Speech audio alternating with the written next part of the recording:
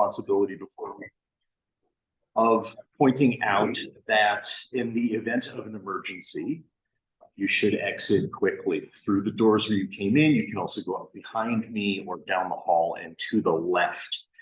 Masks are not required, but if someone is wearing a mask near you, please give them a little extra space. Be mindful of staying so physically distant. And if you aren't feeling well, please, I know it probably shouldn't be said again and again, but it kind of needs to be said again and again. Stay home. Join us by Zoom if you're not feeling well. It is so good to be with you here in the beautiful village of Peacedale, Rhode Island, on the edge of the Saugatucket River, on the land of the Narragansett people, which they've nurtured for millennia since the arrival of European people. Whether you're with us here in the sanctuary or you're joining us by Zoom, thank you for being in this congregation dedicated to welcoming, loving, growing spiritually, and seeking justice. We gather to celebrate joys or sit in sadness in the fullness of our being, however we express our values, identity, or affections. I'd like to invite this morning's greeters to please rise so that everybody can see who you are. Okay, so we've got Will and Sky and Patience and Val. And if you are a newcomer, especially if this is your first time, please make sure that you introduce yourselves to me or to one of them. And I just want to ask you to fill out one of those yellow cards inside the hymnal. And you can either put it in the basket during the collection, or you can give it to one of them or to me. And I'd also like to invite you to, if you're so inclined, introduce yourself during Joys and Concerns. And for folks on Zoom, I would like to invite you to hang around after the service and introduce yourself to our fabulous virtual ushers this morning, Aileen and Jean. Before we get started, I have one quick announcement. If you are planning to declutter your home in November, please consider donating items that are in good condition to the White Elephant Sale that will be part of the holiday fair on December 2nd. Donations will be collected in the library down the hall from November 12th through December 30th, or I'm sorry, November 30th. So November 12th to November 30th. If you have questions about the sale, please contact Mary Fulton. And Nancy Richmond, the board chair, has an announcement about today's service. Thank you. No issue. Will you see, or Nancy, will you see that everyone's getting lit in? I just got a message. Look at my body. We need to see that everyone's getting lit. Oh dear. Okay. Yeah. If someone Not sure what's going on. go into the website, the newsletter is She working. said she's waiting in the waiting. Okay, well, they're upside down, so I'm not sure what's going on. Okay, Jean and Aileen, if you can hear me, people having trouble getting into the waiting room. So please check that. Okay, I'm Nancy Richmond. I'm just here to tell you that after the service, immediately after the service, wherever we are in the closing song, I will blow a whistle, and that will indicate that our fire drill has begun. So could a fire brigade please stand? You're part of the fire brigade. And Rev Denis. So these are the people. Trish will be timing, but the other people will be giving instructions. Well, if you need instructions, they'll be there to guide people out the appropriate doors. So Michael will be taking the front people and the choir out this door. If you can't do stairs, please go down the ramp to the Anita room. Russ will be guiding the people in the middle through the Anita room. Sky will be taking people in the back to the main door, but don't wait for him to say move, just move. Michael will be taking people in the back quadrant down the back to the left. Rev Denis, Will be going downstairs and notifying Lee that there's a fire happening. Rev Denis will make sure it's all clear. Trish is timing, and we are taking this seriously because lives would be at stake if this were a real fire. So if you need a coat, please keep it with you. I don't see any coats hung up, so people must have their coats. If it's pouring, you can sit in your car, but please don't drive it anywhere because again, fire trucks would be coming and so forth. I think that's good. So we're not gonna let people hover in front of the front door because we couldn't do that in a real fire. So please pretend it's a real fire, quickly, silently, help your neighbor and so forth. Parents, you'll meet your kids in the back parking lot. Lee will make sure they get there safely. Although it might be scary watching them all go down in their costumes. Because I see some skeletons and some scary things. So, okay, thank you all. This is a great chance to live out embodied theology, right? Show each other how much we care about each other's safety. So please rise now in body or in spirit as we lift our voices for number 6 in the great hymnal, Just as Long as I Have Breath.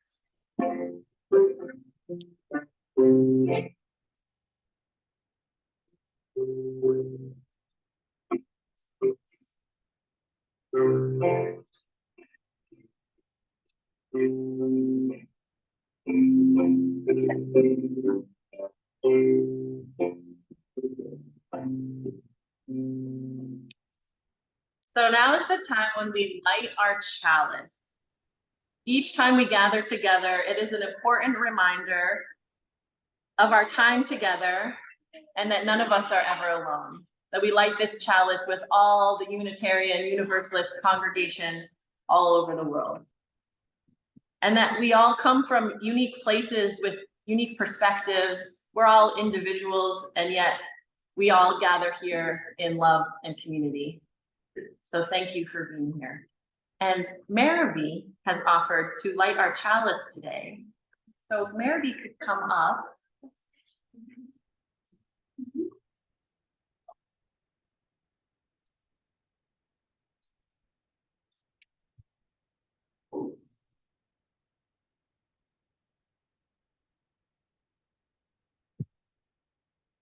Oh.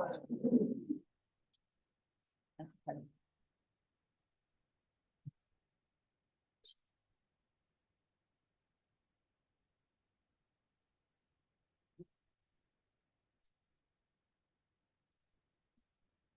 Okay. We're gonna work on that. And I'm gonna share these words that were inspired by some of the 99 names of Allah. Eternal spark of the spirit, source of light and life and wisdom, noble witness of the vast universe, humble recipient of love and affection, bringer of life, giver of death, ever present in the ways of the earth. As we light the flame of our passions in this chalice, may we renew our commitment to the sacred web of life. And now that we have lit this chalice and set this sacred space together, I invite you to rise in body or spirit and recite our covenant as represented by this chalice.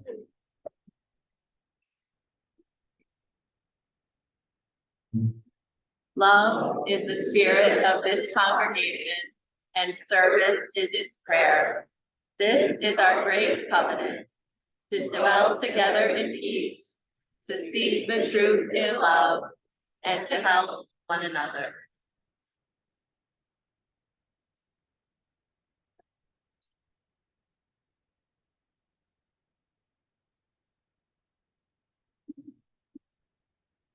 There once was a wise and kind woman named Kisa.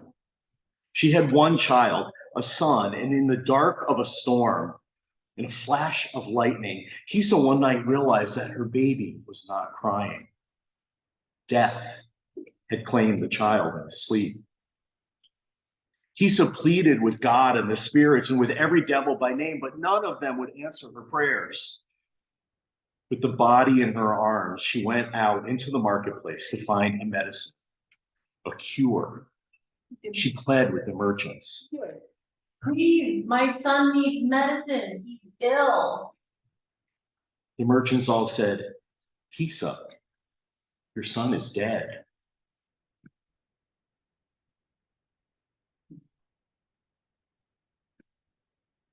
But she would not hear their words.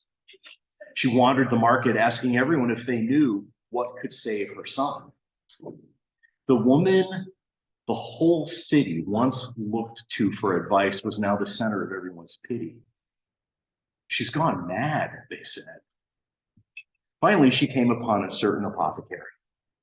Please, my son needs medicine. He's ill. He pretended to ponder her situation and he said, no, I don't have anything to cure him, but if anyone does, it would be the great ascetic, Gautama. Where can I find this man? He is staying in the Jeddah Grove where they're building the monastery. So Kisa fled as fast as she could to the Jeddah Grove where the Buddha was lecturing to a large assembly, many of whom already knew of her plight. Please, my son needs medicine. I've been told that you once practiced medicine and that you would know a cure. I beg you, sir, please help my son. Some murmured in sympathy. Some jeered, saying Kisa should be removed. Please. A silence of pity spread through the crowd, and the Buddha looked on the distraught mother in silence. Please. Do you know the cure or not? I beg you. I do have some medicine for you, Gautama said, but in order for this medicine to work, you need to obtain a small quantity of mustard seed from a house in the city. Oh yes, Lord Buddha, I can certainly do that. And Kisa got up to hurry away. Mustard seed was one of the cheapest spices available, and she knew that virtually every house would have some. But the Buddha called after her. My friend, he said, you need to obtain this mustard seed from a house in the city where no one has died and where no one has ever lost a loved one. Kisa couldn't see what difference that would make, but accepted the Buddha's instruction and hurried away to get the mustard seed that she thought would cure her child. Oh, most generous doctor, enlightened sage, thank you, thank you. The Buddha said, leave the child. I can prepare the rest of the cure while you search. For the first time in 2 days, Kisa lay down her son's corpse. Kisa searched the city with impeccable order, going from home to home and asking everyone the same question. Can you spare a mustard seed? The first person she asked said, I don't see why not. Oh, thank you. Wait, but has your family ever known death? Yes, Kisa. Only 4 months ago, my father passed away. You were there, remember? So Kisa continued house to house asking her question. Has your family ever known death? Yes, Kisa, my parents and their parents and the brothers of all of them are dead and gone. I'm alone in the world. Has your family ever known death? Yes, Kisa, my son died in battle. Has your family ever known death? Killed by wolves. Has your family ever known death? Drowned. Has your family ever known death? The last said her husband had fallen from a stone wall. Kisa was tired and dirty. Pellets of water battered her forehead and streaked the dirt down her face. My son is dead. Kisa returned to the Jeddah Grove and found the Buddha sweeping wood dust from the construction site. Kisa, he called in greeting. She was smeared over with the grime of the world, and old tears had carved paths through the dirt in her cheek. Despite this, the Buddha said, your wandering has done you well. Oh, Gautama, how selfish was my grief. I went from family to family and pretended for 2 long days that there might exist some clan of immortals, some wives alive who haven't already lost a son. They're bound to lose one someday. And if they never lose a son, then a son is bound to lose a mother. And how many parents lay buried beneath our feet? When I said that I had some medicine for you, you may have thought I was promising to cure your son. But indeed, the medicine was not for your son, but for you. I can see that the medicine has done its work and that you now clearly see that birth and death cannot be avoided. and are part of the reality of existence for each and every person and for all living things. Neither those wise nor those foolish are immune to death. However great a parent roars, however much they beg, they can never awaken a dead child. However much we rail against death and beg to hold on to life, we cannot stop its course. Be prepared, Gautami, for you will suffer many other deaths in your time, and someday your own. Destroy the attachment that causes your grief, and you will lead a better life. Thus, Tisa Gautami took her first step down the path to wisdom, and the Buddha finished sweeping the floor.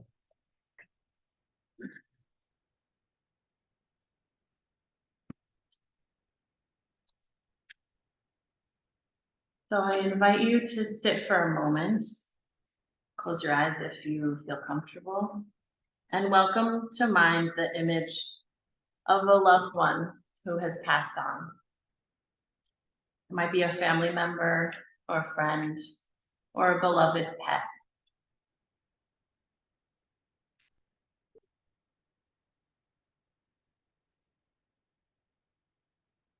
What gifts did this person or animal bring to your life? How did they bring their love to the world?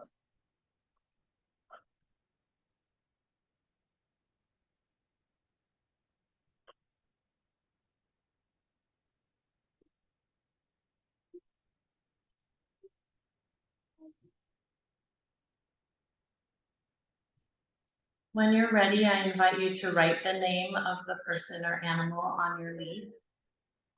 And on the back of your leaf, write down the gifts and the love that they brought to this world.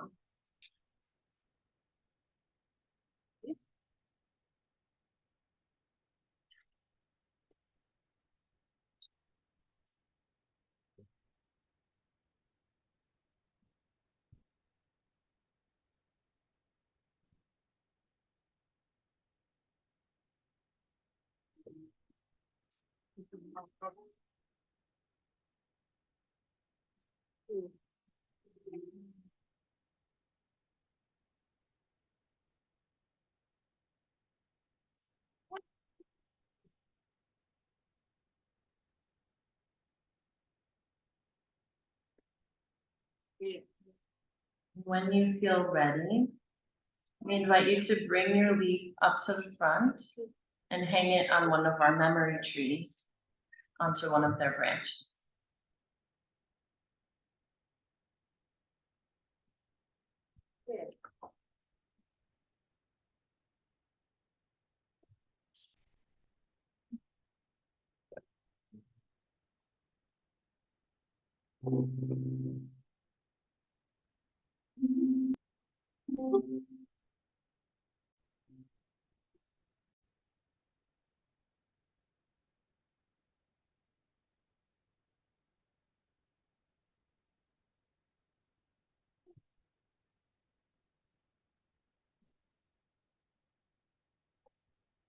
The gifts from these beloved friends live on in our world, and we carry their love in our hearts.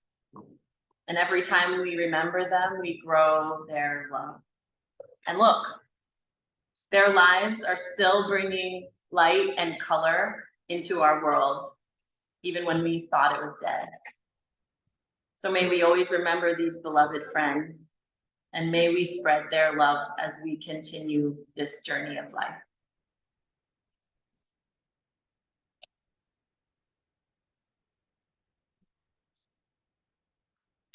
I'd like to share with you now the words to a song, words that sound more like a prayer. It's called Breaths by Virago Diab.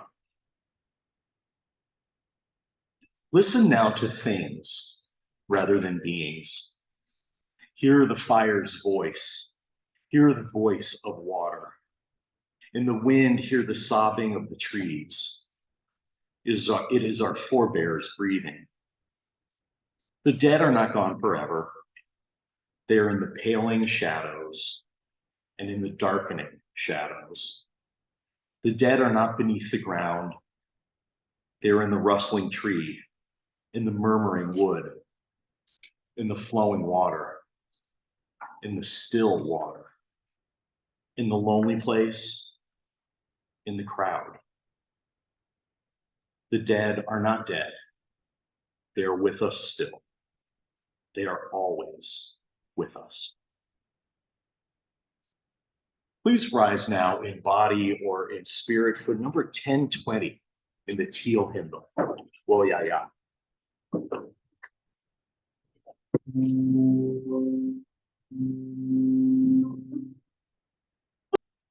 Notice the new popular item this year? 3-foot candy corn.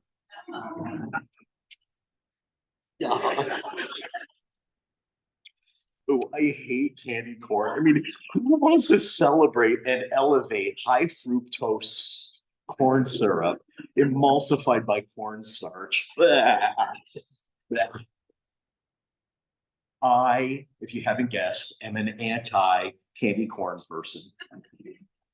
And I'm sure that there is somebody out there, somebody in charge, somebody with power who is making this happen.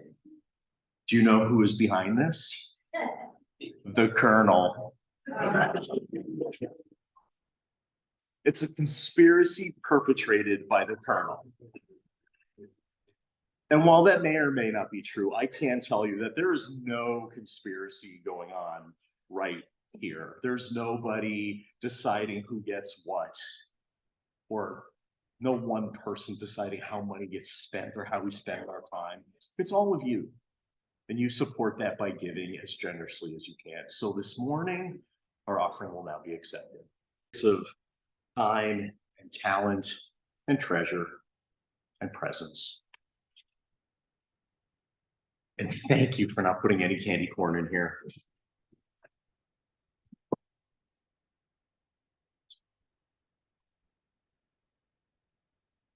I bet that Reverend Nadia Bolz-Weber hates candy corn. Do you know who she is? In the blurb that went into the newsletter this week, I described Reverend Bolz-Weber as a badass. If you ever saw her, you know that no other word is as good a descriptor for her. She's a 50-something ex-heroin addict with lots of tattoos and piercings and a spiky asymmetrical haircut. She found Jesus, got clean, and become a Lutheran pastor and one of the most followed spiritual leaders on the internet, which is really saying something. She posts something practically every day. My favorite was a few years ago. She was talking about how the only real thing in life is connection to God and that the rest is just posing. Never trust a poser, she seemed to be saying. She was up in the choir loft at the back of the church under the rose window, and she was in torn jeans. They were torn just so, and her forearm was draped over the pew back, exposing one of her tattoos, which I'm sure was gospel text. It was so posed. And I wondered, like, was it ironic? I mean, I don't know if it was ironic. Was she oblivious? Definitely not. Definitely not oblivious. Clearly, she's not pretending to be perfect. So I respect her thoughts about the state of congregational life in the United States at the moment. In her blog recently, she wrote about how on the 500th anniversary of Martin Luther nailing his 95 Theses to the door of the Wittenberg Church, which sparked the Protestant Reformation, she was giving a lot of sermons on that subject. And she kept being asked the same question. What will the future of the church look like? And her answer, decluttered.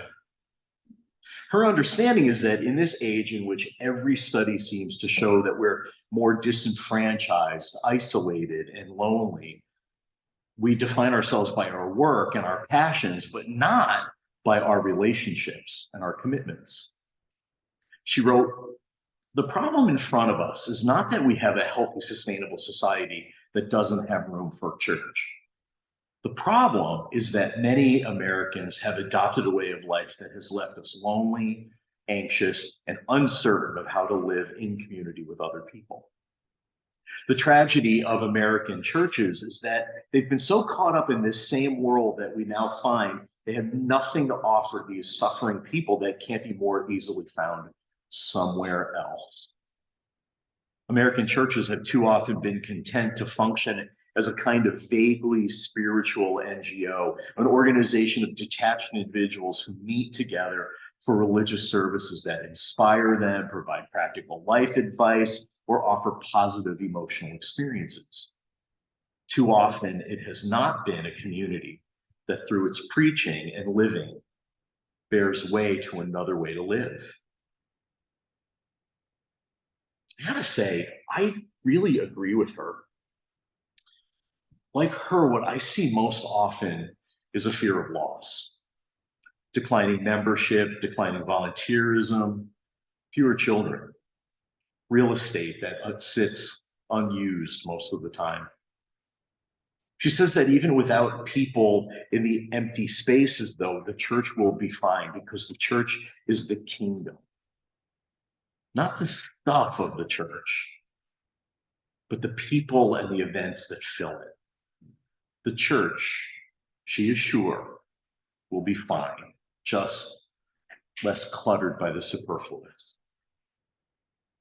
The thing is that this is happening not just in churches, not just temples and synagogues and mosques and congregations like ours. It's happening everywhere.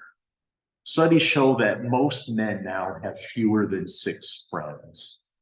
And a shocking number of men, about a third of them, say they have no friends at all. And it's only slightly better for women.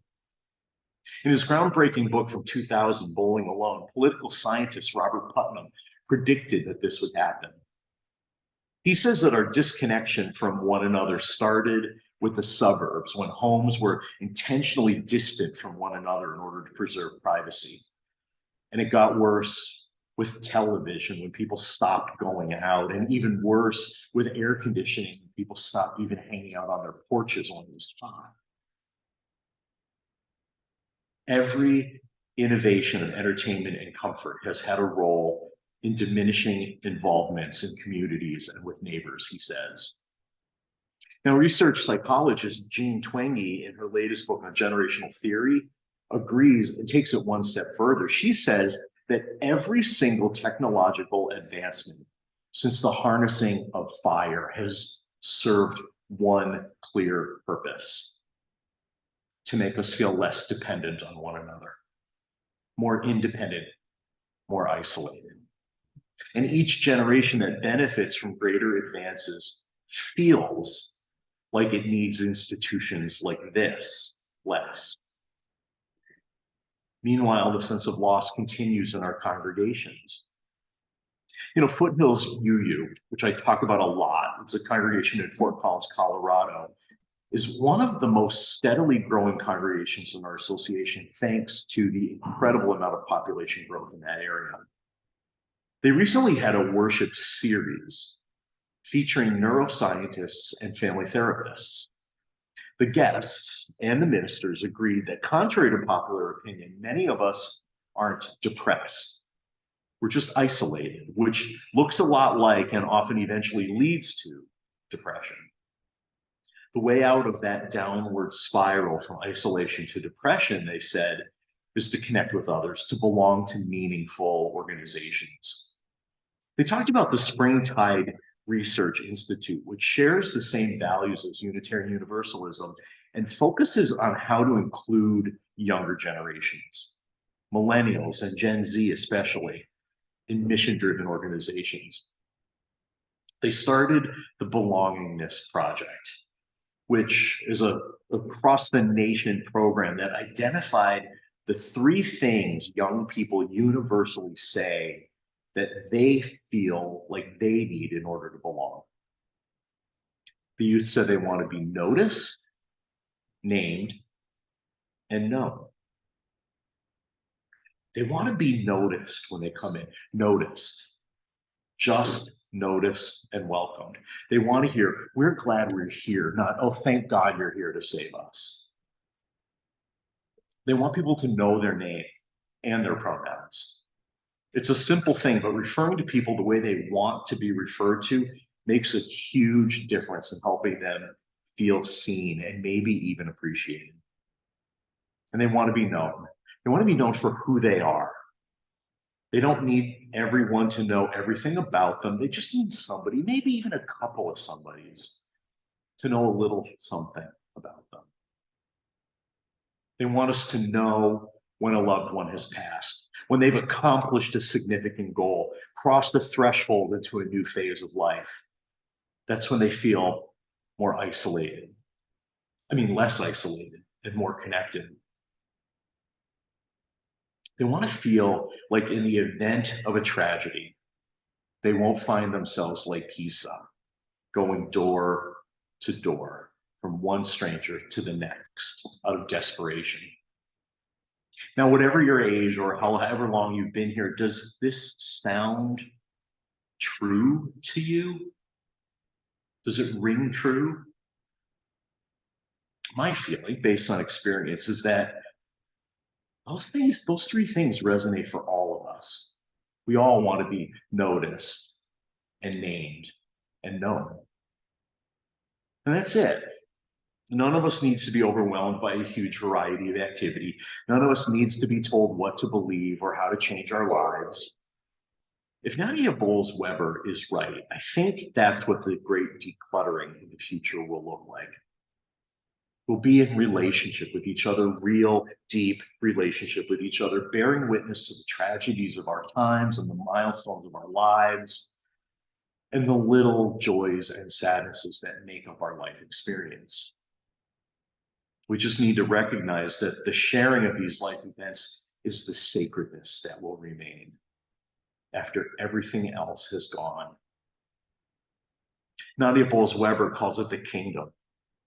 But to me, it's the kingdom, the connection that looks like and may even be extended family. The kingdom is the wide open circle that can't be broken. Please join me now in celebrating that circle of connection, that circle that enables love and connection. Please rise as you're able and open your hymnal to number 326. Becoming. This chalice is for losing the script of your life, the chapters about who you are and other people's stories. This chalice is for the lost GPS that was supposed to show you how to get where they expected you to go. This chalice is for skipping the directions, coloring outside the lines, painting not by number, but by silence, by wild abandon, with a brush you made yourself from light deep inside. Startling, vivid, a new voice that already knows you. Finally, a true story. And so with that in mind, we go back out into the chaos of ordinary time and we tend to this chalice.